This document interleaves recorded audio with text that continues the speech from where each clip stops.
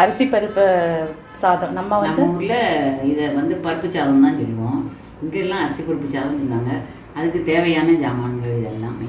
ஓகேம்மா. மெயினாக என்னெல்லாம் நமக்கு தேவைப்படும்? அரிசி பருப்பு, புளி, தேங்காய், பிறகு ஒரு தக்காளி, ஒரு 2 பச்சை மிளகாய், கருவேப்பிலை, கொத்தமல்லி, தாளிக்கிறதுக்குள்ள வெங்காயம், எண்ணெய், உப்பு, கடுகு, உளுந்தம்பருப்பு, 2 வெந்தயம். ஓகே. நம்ம வீட்டில் ஒரு 4 பேர் சாப்பிட்றதுக்காக நம்ம வச்சுருக்க அரிசி பருப்பு எவ்வளோ இருக்கும்? நம்ம வீட்டில் எல்லாருமே குறைச்சி தான் சாப்பிட்றதுனால 3 எல்லாருமே ஒரு பக்காவே காப்பிடி உளுந்து போடுற மாதிரி போடுவாங்க. 1 கிலோவுக்கு 1/4 கிலோ பருப்பு துவரம் பருப்புங்க மாதிரி போடுவாங்க. நான் கொஞ்சம் கூட தான் போடுவேன். அதனால் இது 3 அரிசியும் ஒரு பருப்பும் போட்டு கூட கொஞ்சம் பருப்பும் போட்டிருக்கேன். அரை உலக்கு பருப்பும் போட்டிருக்கேன். அப்போ 4 ஆயிடுது. 4 பேருக்கு கூட 4 உலக்கு ஆயிடுது. 3 உலக்கு பருப்பு, 1 உலக்கு, 4 உலக்கு ஆயிடுது. மொத்தத்தில் எதை வச்சு அரிசி 3 எடுக்கோமோ அதை வச்சு ஒரு பருப்பு எடுத்துக்கணும். துவரம் கூட கொஞ்சமும் ஒரு சாம்பாருக்கு போடுற பருப்பு. ஆமாம், அதை விட கூட கொஞ்சம் பருப்பு அரை உலக்கு கூடையும் போட்டிருக்கேன் நான். Okay, done. இப்போ நமக்கு ரெடி பண்ண ஆரம்பிச்சிடலாமா? குக்கரை அடுப்பில் வச்சுட்டு இப்போ நம்ம ஸ்டார்ட் பண்ண ஆரம்பிச்சாச்சு. குக்கரை அடுப்பில் வச்சு 2 ஸ்பூன் தேங்காய் எண்ணெய் ஊற்றிக்கணும். ஏன்னா தேங்காய் எண்ணெய் கொஞ்சம் வாசமாக இருக்கும். அதனால் 2 ஸ்பூன் ஊற்றிக்கிட்டோம். ஊற்றிக்கிட்டு மற்றதெல்லாம் நல்லெண்ணெய் தான் ஊற்றிக்கலாம். நல்லெண்ணெய் ஒரு 2 ஸ்பூன் ஊற்றிக்கிட வேண்டியதான். நல்ல 2 ஸ்பூன் இல்லாட்டா 3 ஸ்பூன் உங்களுக்கு எண்ணெய். எங்கள் எல்லாம் சைடு பண்ண மாட்டாங்க. நம்ம சைடு திருநெல்வேலி, கன்னியாகுமரி சைடு எல்லாமே தேங்காய் எண்ணெய் சேர்த்து சமைக்கிற ஒரு பழக்கம். ஆமாம், அதனால் நாங்கள் தேங்காய் எண்ணெய் எல்லாத்துலேயும் சேர்த்துருவோம். இது தேங்காய் எண்ணெய் ஊற்றிட்டு தேங்காய் எண்ணெய் காஞ்ச உடனே கடுகு போடுங்க. கடுகு போட்டு கொஞ்சம் வெடிச்சுக்கிட்டு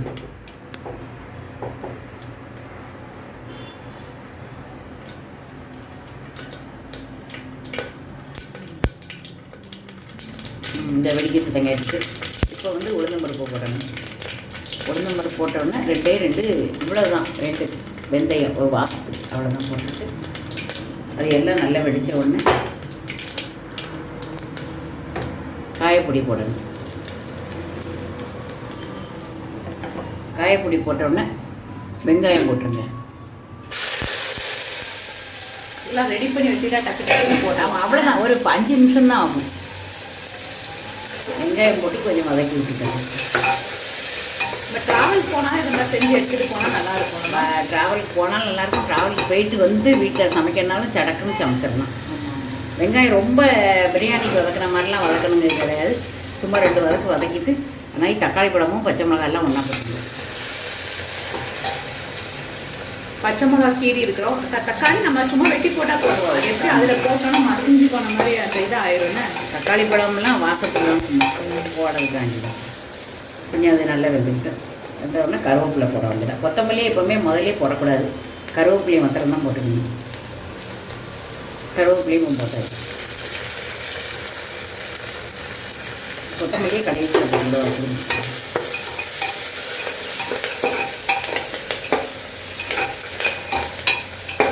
ஏன்னா கருவேப்பிலையும் அதில் பொரிஞ்சு நல்லா வெந்துடும்.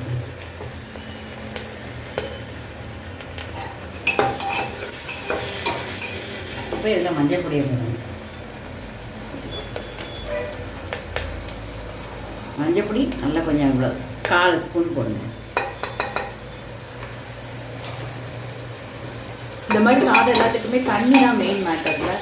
தண்ணியை கரெக்டாக இல்லாட்டி குழப்பலன்னு லூஸாக போயிடும். இல்லாட்டி ரொம்ப கட்டியாகி அது இப்போ எல்லோரும் குக்கரில் சமைக்கிறனால தண்ணி வச்சு பழக்கத்துக்கு இப்போ அவங்களுக்குலாம் இதெல்லாம் தண்ணி அளவு கரெக்டாக தெரிஞ்சிடும். 1க்கு 2 அப்படின்னு. 1க்கு 2. இப்போ நம்ம அரிசியை கலஞ்சி போடுறோம்.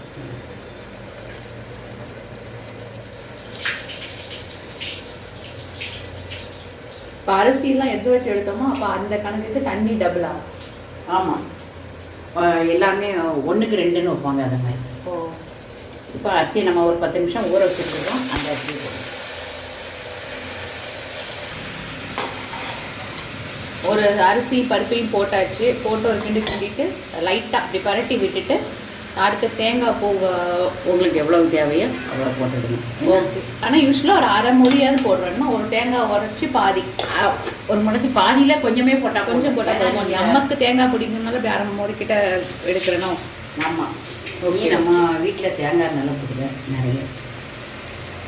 அதுவும் தவிர இது எங்கள் வீட்டு தேங்காய், எங்கள் தென்னை மரத்து தேங்காய். அதனால அவள் பாட்டில் வாங்கி போடுறதா இருந்தால் இப்படி அள்ளி போட முடியும். இதெல்லாம் கொஞ்சம் ஓக்கா இல்லையா? இல்லை, அது சொல்லணும்ல. அவங்க வாங்க 30-40 ரூபா தான். இப்போ வத்தப்பொடி ஒரு 3/4 ஸ்பூன் போடுங்க. இந்த மொத்த சாதத்துக்குமே இப்போ இதுதான் உரப்பு அவ்வளோ. அந்த மிளகா போட்டிருக்கீங்க, அது ஒரு சேர்த்து தான். இப்போ உப்பு போடணும். இதுதான் பெரிய விஷயம். உப்பு தண்ணி ரெண்டும். உப்பு காட்டுங்க. இவ்வளோ நான் தானமாக போட்டேன், எனக்கு பழமாக வீட்டு, அதனால் போடுதேன். நீங்கள் வாயில் ஊற்றி பார்த்துட்டு புளி கரைச்சி ஊற்றும் போது வாயில் ஊற்றி பார்த்துட்டு இது ஒரு கிண்டுமா நான் பண்ணுறேன்.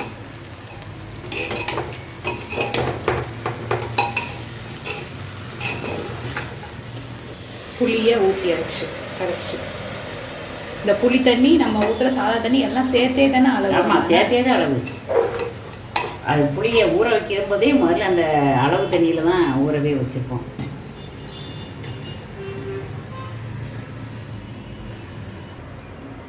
தண்ணியோட அளவு அதாவது பார்க்க தெரியுதா? குக்கரில் நம்ம சாதம் தண்ணி எல்லாம் சேர்த்து பாதி அளவுக்கு தான் வந்திருக்குது. அப்படிதான் நம்ம வீட்டில் இது இந்த குக்கருக்கு இப்படி தான் வரும். அதாவது 1:2 அந்த மாதிரி தண்ணி தான். புளி தண்ணியும் சேர்த்து தான். அது புளி ஊற வைக்கதே நம்ம அந்த அளந்து உள்ள தண்ணியில் தான் வைக்கணும். அதையும் வச்சுடுங்க. புளி தண்ணி தனியாக, அந்த தண்ணி தனியான்னு ஊற்றிடாதீங்க. ஊற்றுனா சாதம் கொழுன்னு ஆயிரும். அதனால் இதுனா கரெக்டாக இருக்கும், உதிரியாக இருக்கும், நல்லாயிருக்கும் பார்க்கறதுக்கு. தண்ணி அளவு கரெக்டாக வைங்க. இதுக்கு அடுத்தது நம்ம கொத்தமல்லி இலையை போட்டு மூடி வைக்க வேண்டியதான். இப்போ கொத்தமல்லி இலையை போட போகிறோம். இதுக்கு புதினாலாம் வேண்டாம், கொத்தமல்லியும் கருவேப்பிலையுமே போதும்.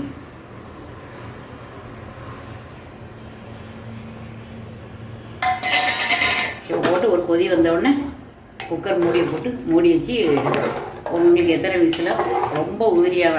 நான் எங்கள் வீட்டில் 4 விசில் விட்டுருவேன்.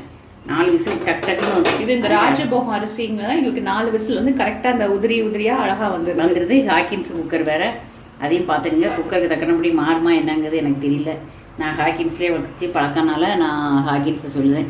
ஹாக்கின்ஸில் டக்குன்னு அடுத்தடுத்துல விசில் வந்துடும். ஒரு இது தொய்வே இருக்காது, அடுத்தடுத்து வந்துடும். அந்த வந்தோடனே டக்குன்னு ஆஃப் பண்ணிடுவேன். அது இதோடைய ஆவி போன உடனே திறந்து நான் சாப்பாடு உடனே வச்சிடலாம், குயிக்காக முடிஞ்சிடும். ஹாக்கின்ஸில் அது ஒரு பெஸ்ட்டு இது ஆஃபர் நம்மளுக்கு. திறந்த உடனே சீக்கிரமாகவும் திறந்துடலாம். எங்கள் வீட்டு ஹாக்கின்ஸு எனக்கு அப்படி இருக்குது, நல்லா இருக்குது. அவ்வளோதான் எனக்கு பிடிச்சி. உங்களுக்கு உங்களோட குக்கரை பற்றின இந்த மாதிரி கமெண்ட்ஸ் இருந்தால் அதையும் ஷேர் பண்ணுங்க. ஆமாம், எனக்கு என் ஹாக்கின்ஸு அது சும்மா என்னுடைய ஃப்ரெண்டு மாதிரி சொன்னதெல்லாம் கேட்குற மாதிரி இருக்கும். அதனால் நான் அதில் வச்சுருக்கேன். நான் ஒத்த சாதம் ஃபுல்லாகவே இந்த ஹாக்கின்ஸில் தான் வைப்பேன். மூடிடலாமா இப்போ குக்கர்? இல்லை, ஒரு கொதி வந்தோடனே கொதி வரணுமோ? சரி, ஓகே. வர ஆரம்பிக்குதோ அந்த இதுதான் நுரக்குட்டியே வருது. இனிமேல் தான் ஒரு கொதி வரும். கொதி வந்தோடனே இந்த கொதிக்க ஆரம்பிச்சிட்டு ஆமாம், நல்லா கொதிச்சுட்டு ஒரு கிண்டி நம்ம அப்படி கரண்டி வச்சு ஒரு கிண்டி எடுத்துட்டு இங்கே குக்கரை போட்டு மூடியை போட்டு மூடி வச்சிட. உப்பு புளி எல்லாமே பார்த்தாச்சு, எல்லாம் கரெக்டாக இருக்குது. நீங்களும் இந்த சமயத்தில் எல்லாம் பார்த்துக்கிடுங்க. எதுவும் தேவைன்னா இந்த சமயத்துலாம் போடணும். மூடி வச்சப்பறம் ஒன்றும் செய்ய முடியாது. அதனால் எப்போவுமே பார்த்துட்டு போட்டுடுங்க. தீயை கொஞ்சம் குறைச்சிக்கிட்டு மூடியை போட்டு மூடுங்க. வச்சு தீயை ஃபுல்லாக வச்சு, ஆமாம், நான் 4 விசில் அவ்வளோதான் முடிஞ்சு. ஓகே, நீங்கள் 3 விசில் கூட விட்டுக்கிடுங்க. அரிசியை பார்த்து உங்கள் குக்கருடைய இதையும் பார்த்து நீங்கள் எவ்வளோங்கிறத பார்த்து மூடி வச்சுருங்க. ஓகே.